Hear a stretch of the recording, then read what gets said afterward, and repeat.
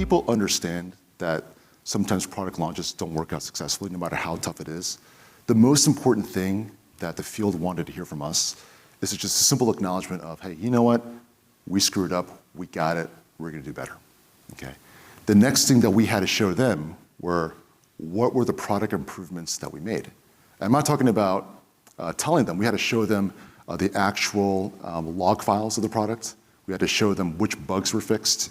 We had to show them like the performance improvements from a scale, speed, capacity standpoint. In addition to that, we had to demonstrate a live demo. Field salespeople said, we don't want to see our pre-recorded demo. We want you to demonstrate it live so that we have the confidence that this actually works, okay? In addition to that, we were very transparent with our product roadmap. This caused a lot of issues the first time we were launched, and the reason why is that we will communicate to the field and to an extension to the customers that, oh, here are the features that are coming in this next release cycle. And right when that release cycle is about to come live, the product leaders would say, oh, I'm sorry, we made a change. That feature that we told you that's come tomorrow, it's gonna come like next release cycle. That kind of confusion and can really build like a lot of mistrust with customers and also salespeople. So this time around, we made sure that what was gonna be on the product roadmap, what was gonna be released, was gonna be ironclad, it's not gonna be changing. So we gave them that kind of certainty. Then I think what's also important is at the end of each session, we embraced the opportunity to answer the hard questions. And the questions that we were received, it wasn't like, oh, how dare you, like did what you did a couple years ago. What's the reason why? Most of the questions were more technical. A lot of the people were like saying, okay, you want us to sell this, does it work? Does it do X, Y, and Z? So those are the kind of hard questions we had to do.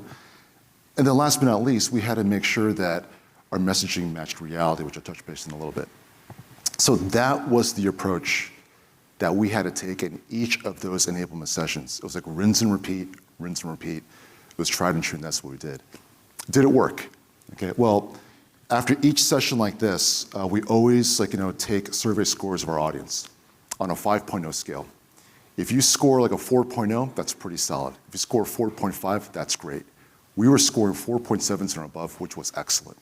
And when you look at the comments that we received like this gave us the confidence and the verification that we were hitting the mark in our messaging. We were resonating with our audience members. Trust was being rebuilt. And I didn't take these scores for granted because after each session, what I would do is I would call up some of my top salespeople who attend and say, hey, listen, how did that session go? Like, what's the temperature of your team? Okay, are you guys okay? Did we miss the mark or anything?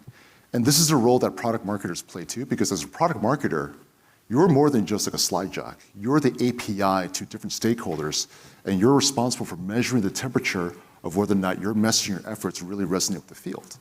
And the good thing about that was that because I was able to keep my stakeholders engaged, they were giving me valuable feedback as to whether or not our approach was working, which was great, okay? So a huge chunk of building trust required listening and also getting in front of our audience members.